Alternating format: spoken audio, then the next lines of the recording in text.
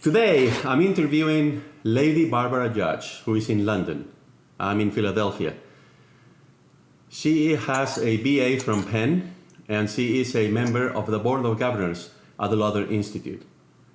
Barbara has had a distinguished career, beginning with the Securities and Exchange Commission, where she was and still is the youngest member of the Commission and the second woman to be named to that position.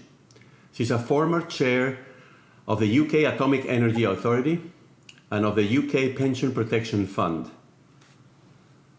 She has a portrait in the National Portrait Gallery in London, and she's the chair of 3 tech startups. Barbara, thank you so much for joining us today.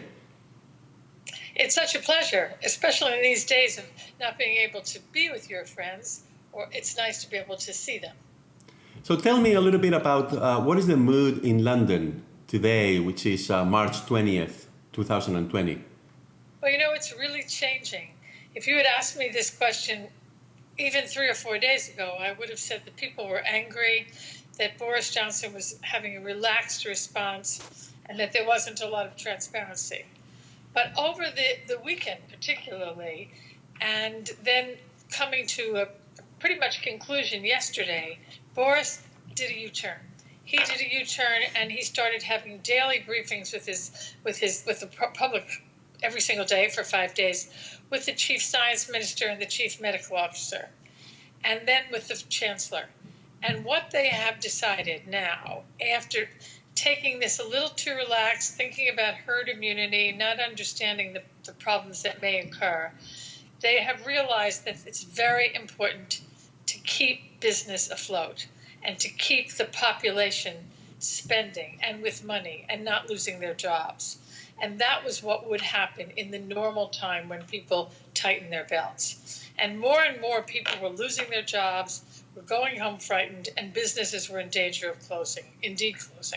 So the chancellor laid out a package yesterday of stimulus to add to the stimulus he'd already put in the budget about a week before. And what's particularly interesting is what the government has done now is it's guaranteeing employees 80% of their salary. The employees that would otherwise be laid off or furloughed, as they say here. 80% is a big number. It's also guaranteeing loans for small businesses and indeed grants for the smallest businesses, up to $25,000. It's also guaranteeing that the bigger businesses will have credit extended to them at the very lowest rates, and that there will be a deferral of all sorts of different payments. Now, what we've been calling that, at least what I've been calling it, is a feeling of forbearance. They have to forbear. Government has to forbear on all those payments that were periodic payments, so that rent payers, which means landlords, rent payers, employees, tax payments that would be on a regular basis would be paid every month, every 2 months, every quarter. Those lenders themselves have to agree. They all have to agree that there will be a period of forbearance and nothing will be due in this crisis period. Nothing. Everything will be put out to a farther period, maybe even a year. What they've also done is they've also abolished for the moment VAT, which is sales tax. And they've also, for the moment, abolished real estate tax. And things that would be bringing money into the Treasury are now not bringing money into the Treasury. Indeed, the Treasury is giving money to the people of the land. And that's making the mood change dramatically. And people are feeling that the government is with them and understands their problem and understands the problem of business. What they've also done is, better or for worse, they've closed all the retail establishments that are social. They've told movie theaters, restaurants, pubs, athletic clubs, they're all required to close as of tonight. And that is actually a good thing. Whether you believe in it or not, the best thing is it's required to be closed. Because before that, it was advice to be closed. Advice to the pub owners, please close. Well, that was very bad for them because they couldn't collect on their insurance because it was just advice. Now, at least if the government says, okay, this is the law, then the insurance companies will have to pay. But make no mistake, notwithstanding this big package, which could be 2% of GDP, it's still going to be a difficult time, and people are still coming to grips with what's really going on. I think we have to think that capitalism, as we know it, is just suspended for this period in order to get through this difficulty. Thank you, Barbara. So you've worked both in the public sector and the private sector. What kind of collaboration do you think is needed at this crucial time between the two parts? Extraordinary collaboration. Really, we feel now like we're in a war. And that, in fact, we have to get together the way wartime public and private sector gets together. And so this package of reforms that I told you about, this package of payments that we were talking about, is the result of collaboration. It's the result of the unions, of the retail sector, of the manufacturing sector. They've all been meeting on a daily basis with the chancellor in order to say, well, if you give us this money, then we'll keep all these people employed, because they can't stay in business if they don't have money to employ them. Also, the government has asked the private sector, big industries like JCB and Rover and various other industries, McAlpine, to actually retool and to start building ventilation fans, to start looking at other equipment that's health equipment rather than building equipment. Essentially, they've asked them to shut down their other industries, building cars or building trucks or building tractors, and build ventilators and build health equipment, because we're very short of it in this country. So they have to pull together now.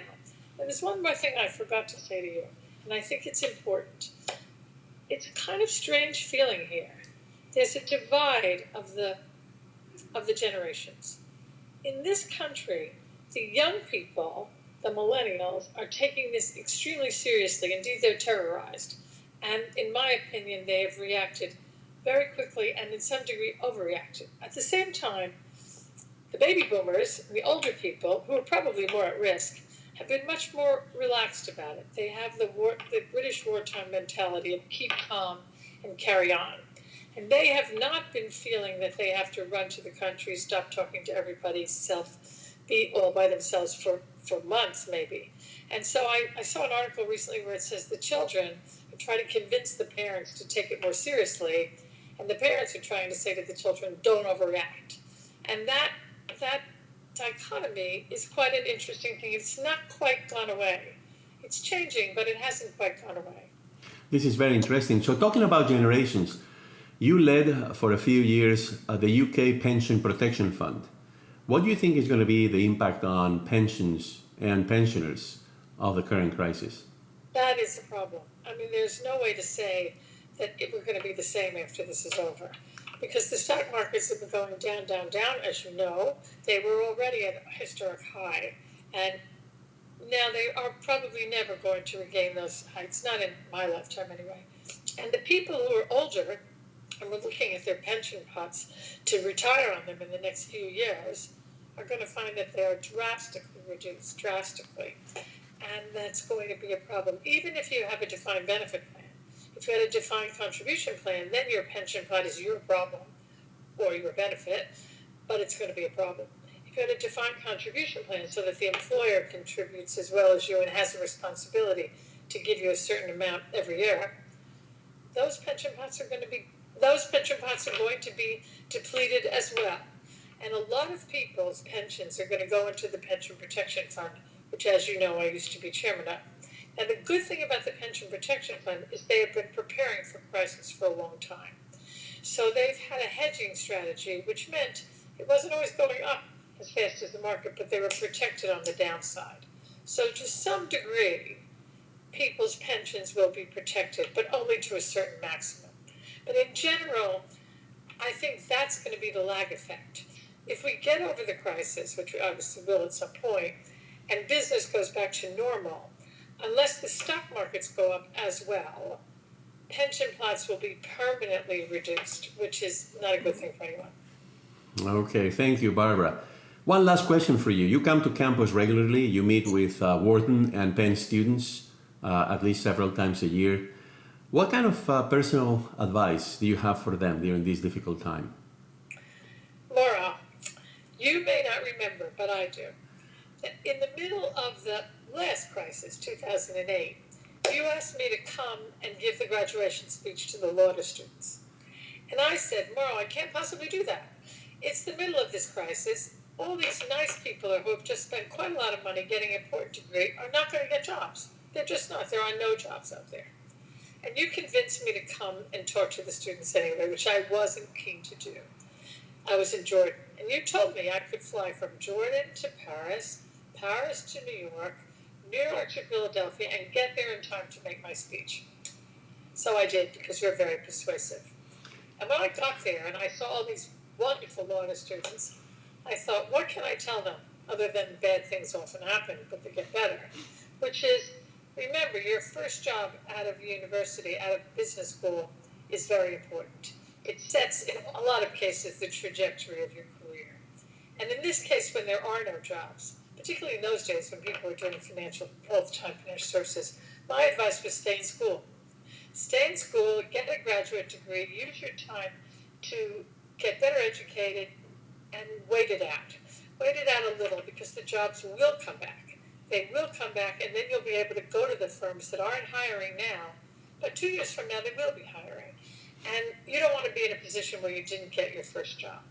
Now, the world is different now than it was in 2008, and people are going to need jobs. And so my other advice is, if you're going to a big company, if you want to go to a big company, go to one that produces recession-proof kind of things, that produces equipment, that produces, like P&G, that produces household goods that are recession-proof, that produces things that people need. I mean, the shelves in the supermarkets are absolutely cleared here because all the paper goods are gone. That's something you need all the time. There are certain industries that will be important no matter what happens. Find one of those. And if you're going to a startup, which is where lots of people are going now, go to a startup that is very well financed, that has enough money to go through a year or two, make sure the burn rate is not too high and that it can do it. And if you can find one that's focused on medtech, that's focused on diagnostic tools, that's focused on prevention, that's all the science that we need to deal with the virus, to deal with cancer, which I'm very worried about, to deal with all the things that are coming, go to one that does good things for society. A, it's important. B, will make money, and this is the time for that. But there's one little bit of advice that I remember from Leonard Lauder, who, after all, is one of the founders of the Lauder Institute.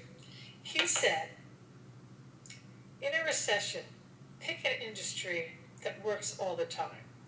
In a recession, a woman can't buy a beautiful new dress, but she can always buy a lipstick, and it'll make her feel good.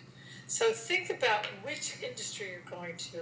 Will it be recession-proof? Will it be good for the society? Is there a market that's growing? And most of all, how well financed is it?